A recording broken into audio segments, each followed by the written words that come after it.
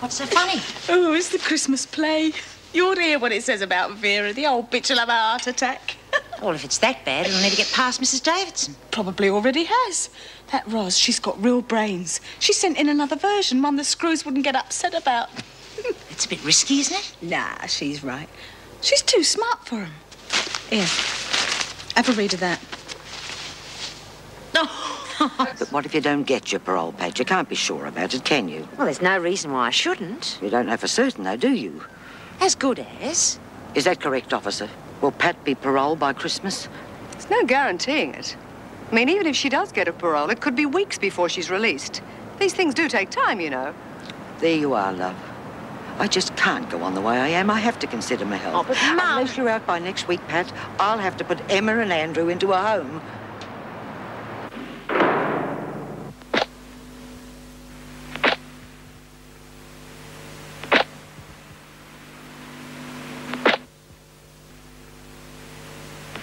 Look, I've even been to see the governor. Now, if she can't hurry them along, who can, for crying out loud? I know it isn't going to be easy, but you're just going to have to sweat it out. And have my kids put in a home? Well, what in the hell else are you going to do? You tell me. Besides, it's just until your mother gets back on her feet. You will have heard from the parole board by then. There's still a chance Pat'll be turned down. If you can't say something helpful, keep your mouth shut. Oh, what'll I do, Bee? They're not going to turn you down. Well, I don't want my kids put in a home even for a day. I mean, if Andy ran away from Mum, how long do you think he's going to stay put in some lousy home? Good on him. Dry up, you. Here, get this into you. Pipe down, you lot. Yeah, can't you worry about it in the morning? We will worry about it when I say so. I've got to get out before Mum has her operation. Well, getting yourself in a knot is not going to do it. Oh, there you go, Bee. Some of us are trying to sleep. Then put a pillow over your head. Hard. Love the sound of your own voice, don't you, Skin? You know, you really ought to learn to knock before coming into a lady's room, Fletch. Well, maybe you learned to keep quiet and solitary. It was my fault, Mr. Fletcher. You can't afford to go and report now, O'Connell. Get those things. Hey, why? You'll get them back when you learn not to abuse a privilege. You're all heart. It must be the festive season. Any more noise out of you three and you can forget about the concert. Pig. Wait until he finds out what we're doing to him in the concert. I think I've been too soft on him. I've only portrayed him as a till of a Hun.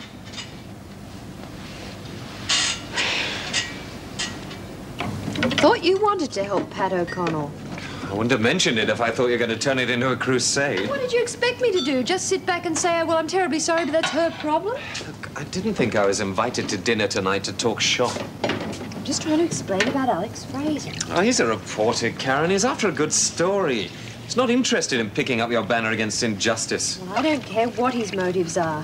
If he prints the story I gave him, public opinion will be on Pat's side, and that's the most important thing. I'm going to my room. Good night, Doreen. Good night. Good night. Night. You two still at loggerheads? Not as bad as it was. She figures if I could help Pat, I should have been able to help Rosalind. Surely she can see the difference between helping someone escape and helping them get paroled. I don't think she can. A friend's a friend as far as she's concerned. Want some port with your coffee? No, thanks. You shouldn't really have bought this here, you know? It's against the rules. Oh, come off it, Karen. Just the two of you here, it doesn't matter. And are you saying that we're allowed to break the rules whenever we feel like it? Oh, now, don't twist my words. I didn't say you were breaking the rules by going to the press about Pat O'Connell. Just don't think it'll do any good, that's all. The only way to beat the system is to join it and fight from the inside, right? Yes. Your way, not mine. Just don't get your hopes up, Karen. If that article does appear in the paper, it'll probably be a little paragraph hidden on the back page.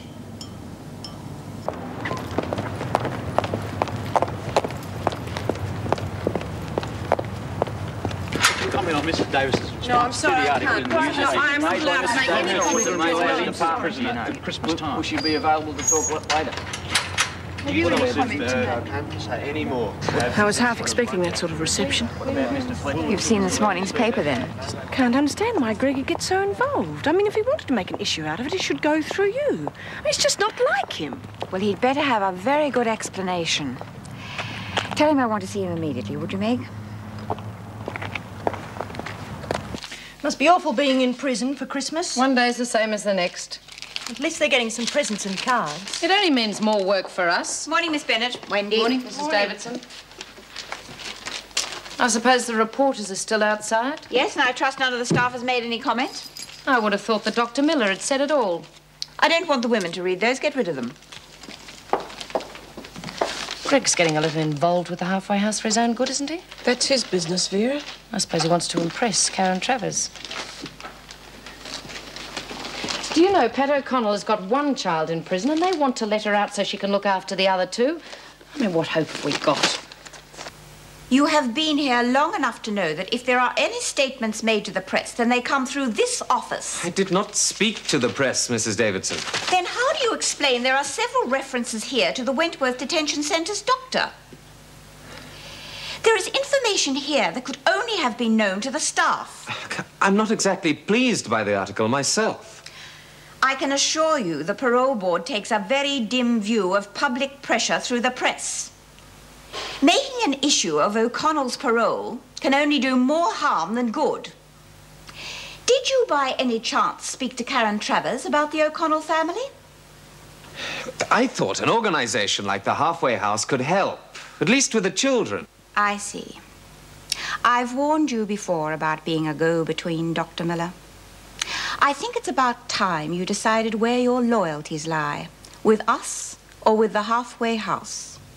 I'm a doctor, Mrs. Davidson. I look after both institutions as well as trying to run my own practice.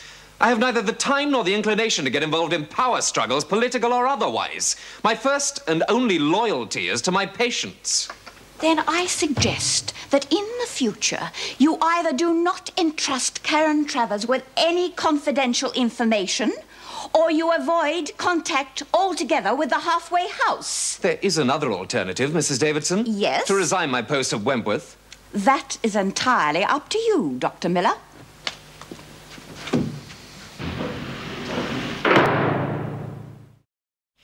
We used all the materials for the costumes, Bea. Now, how are we going to make the curtains? And how long have you been folding sheets for, Lizzie? Oh, yeah. I'd say we need 4. We can pull the 2 middle ones back and use the ones at the side for costuming. Here we are. Vera nearly caught me with it, but I managed to hide it in time. Good on you, Chrissy. What do you think? It's a real winner. Made as many copies as I could. Good. Got a few more ideas to add yet. Oh, we've only got 2 days. When are we going to practice? Whenever we get a chance. Here, give us a look, see what we have to do. Oh, how are we going to learn all this? I'd say the laundry's going to grind to a halt for a couple of days. What are we going to do for decorations? It won't seem like Christmas if we haven't See got what you can scrounge, Lizzie. I wish Dor was here. She can lay her hands on anything. Oh, come off it, Lizzie. You could milk a cow on the run and it wouldn't even know. Hello, Miss Bennett. We were just talking about you. Mail call will be at reception this morning in 1 minute. Now, what are you doing here, Latham? Helping get ready for the concert. You've got work to do. You'll all be lucky to find time to rehearse. And when you do, I'll be there watching. Oh, good, wouldn't you know? Why? Mrs. Davidson okayed the script? Yeah, but it's amazing how it changes between approval and the actual day. That's only because people like Lizzie can't remember their lines. She better this time, Smith. What, with you watching us all the time? How could we change anything, Miss Bennett? Hunt, Leach and O'Connell. How are we going to rehearse? As soon as she sees what we're doing, she'll stop it. Then we'll just have to make sure she's not around too often, won't we? Lizzie... Where'd Lizzie go? Hunt. Fantastic, it's from Bazza. O'Connell. Your son doesn't seem to be very happy, but then he should have thought about that before getting himself put inside. Why don't you... Why don't I what, O'Connell? Leach. Maybe you could tell me what's in my cards, Miss Bennett. Save me the trouble of reading them. Are you trying to be funny, Leach? No, Miss Bennett. What are you doing here, Birdsworth? I come from me mail. I didn't read your name out. Didn't you? Oh, but I must have some mail. You haven't received a Christmas card since you've been in here, Birdsworth. Oh, but Doreen won't forget me. Well, she hasn't remembered you yet. So get to the laundry. The work bell will be going soon.